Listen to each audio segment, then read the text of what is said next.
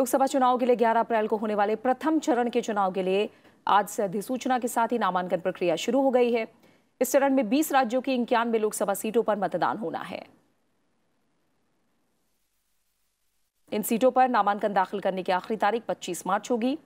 नामांकन पत्रों की जांच अगले दिन यानी 26 मार्च को होगी। 28 मार्च नामांकन वापसी की आखिरी तारीख है। पहले चरण में 11 अप्रैल को 20 राज्यों की 91 सीटों पर मतदान होगा।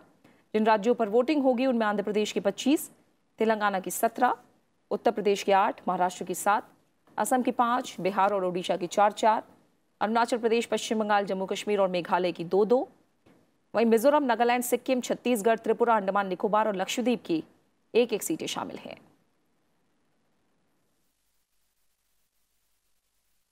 सात चरणों में देश भर की लोकसभा सीटों पर वोट डाले जाएंगे और नतीजों का ऐलान 23 मई को होगा।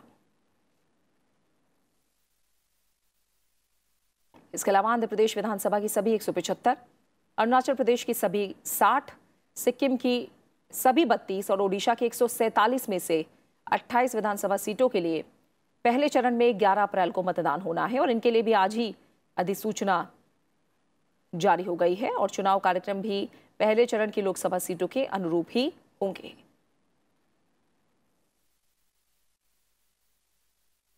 लोकसभा के पहले चरण के साथ होने वाले विधानसभा चुनाव के लिए बीजेपी ने आंध्र प्रदेश के लिए उम्मीदवारों की पहली लिस्ट जारी कर दी है। बीजेपी ने आंध्र प्रदेश की 123 सीटों के लिए उम्मीदवारों के नामों का ऐलान कर दिया है। 11 अप्रैल को आंध्र प्रदेश की सभी 175 सीटों के लिए विधानसभा चुनाव होने हैं। बीजेपी बाकी बची सीटों के लिए भी जल्द ही उम्मीदवारों के नाम का ऐलान करेगी। वहीं आंध्र प्रदेश में मुख्य विपक्षी दल वाईएसआर कांग्रेस ने भी राज्य में 11 अप्रैल को होने वाले चुनाव के लिए लोकसभा और विधानसभा की सभी सीटों के लिए अपने उम्मीदवारों की सूची जारी कर दी है। पार्टी ने लोकसभा की 25 सीटों में से 2014 में जीते सिर्फ 2 उम्मीदवारों को दोबारा टिकट दिया है। बिहार में एनडीए गठबंधन ने आगामी लोकसभा चुनाव के लिए सीटों के बंटवारे पर फैसला ले लिया है। पटना में कल बीजेपी, जनता दल यूनाइटेड और लोक जनशक्ति पार्टी के संयुक्त प्रेस कॉन्फ्रेंस में इसका ऐलान किया गया। राज्य में बीजेपी और जेडीयू दोनों 17-17 सीटों पर चुनाव लड़ेंगी, जबकि एलजेपी बाकी बची 6 सीटों पर अपने उम्मीदवार उतारेगी। इस बीच राज्य में औरंगाबाद, नवादा, गया और जमुई में लोकसभा चुनाव के पहले चरण के मतदान के लिए अधिसूचना आज जारी हो गई है।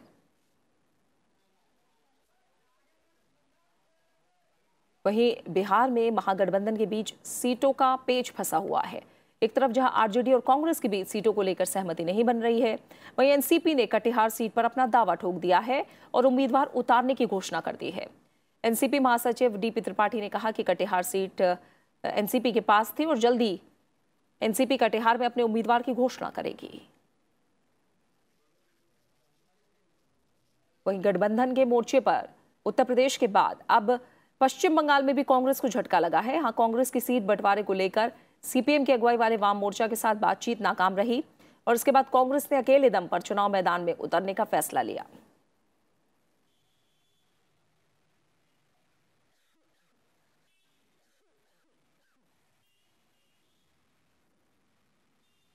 बीजेपी के खिलाफ मोर्चाबंदी कर रही कांग्रेस पश्चिम बंगाल के अलावा भी कई राज्यों में गठबंधन करने में असफल रही है। रविवार शाम बंद कमरे में हुई पार्टी की बैठक के बाद प्रदेश कांग्रेस अध्यक्ष सोमेन मित्रा ने कहा कि पार्टी ने तय किया है कि वो अपने सम्मान के साथ समझौता करके कोई तालमेल या गठबंधन नहीं चाहती है। और इस बीच बीएसपी प्रमुख मायावती ने साफ कहा है कि कांग्रेस उत्तर प्रदेश में भी पूरी तरह से स्वतंत्र है कि वो यहां की सभी 80 सीटों पर अपने उम्मीदवार खड़ा करके अकेले चुनाव लड़े। उन्होंने कहा कि उत्तर प्रदेश में एसपी, बीएसपी और आरएलडी का गठबंधन अकेले बीजेपी को पराजित करने में पूरी तरह से सक्षम है। उन्होंने लिखा कि कांग्रेस जबरदस्ती यूपी में गठबंधन के लिए 7 सीटें छोड़ने की भ्रांति ना फैलाए।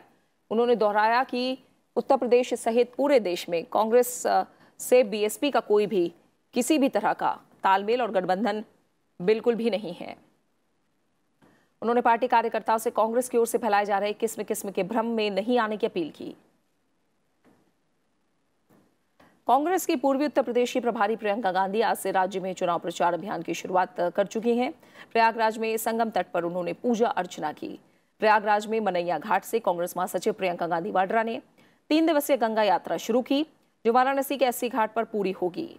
महासचिव बनने के बाद प्रियंका दूसरी बार उत्तर प्रदेश के दौरे पर हैं। इस बार वो गंगा यात्रा के जरिए प्रयागराज से वाराणसी तक सफर करेंगी। प्रियंका बोट के जरिए 140 किलोमीटर का सफर करेंगी।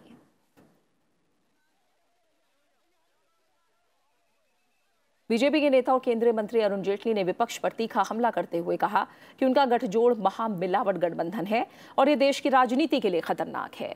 उन्होंने भरोसा जताया कि लोग महामिलावट गठबंधन के बजाय एक स्थायी सरकार को चुनकर आगामी आम चुनाव में सही फैसला करेंगे।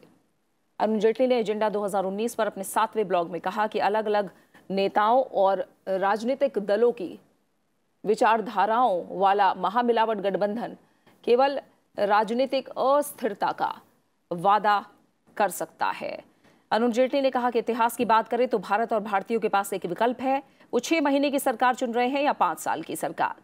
वो आजमाए परखे हुए और काम करने वाले नेता या गैर नेताओं की अराजक भीड़ के बीच चुनाव कर रहे हैं। उन्होंने कहा कि क्या भारत ऐसी सरकार की उम्मीद कर रहा है जिसने वृद्धि, विकास और गरीबी उन्मूलन तेज किया, या ऐसी सरकार जिसने केवल खुद का भला किया। उन्होंने कहा कि गठबंधन निश्चित तौर पर केवल राजनीतिक अस्थिरता का वादा करता है। भारत में राजनीतिक स्पष्टता, स्पष्ट नीति, दिशा निर्देशन, मजबूत और निर्णायक नेतृत्व होना चाहिए। अगर हम इनमें से किसी एक में लड़खड़ाते हैं तो हम अपने लोगों और भविष्य की पीढ़ियों को नीचे गिराएंगे। भारत इस स्तर पर अवसरों को गंवा नहीं सकता।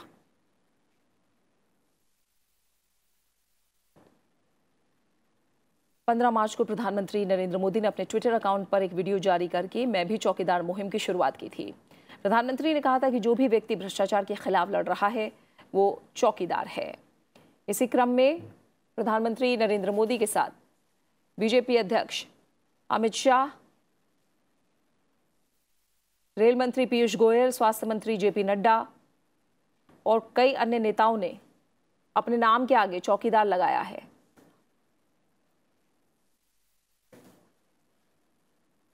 उन्होंने मैं भी चौकीदार और चौकीदार फिर से हैशटैग के साथ पोस्ट किया है।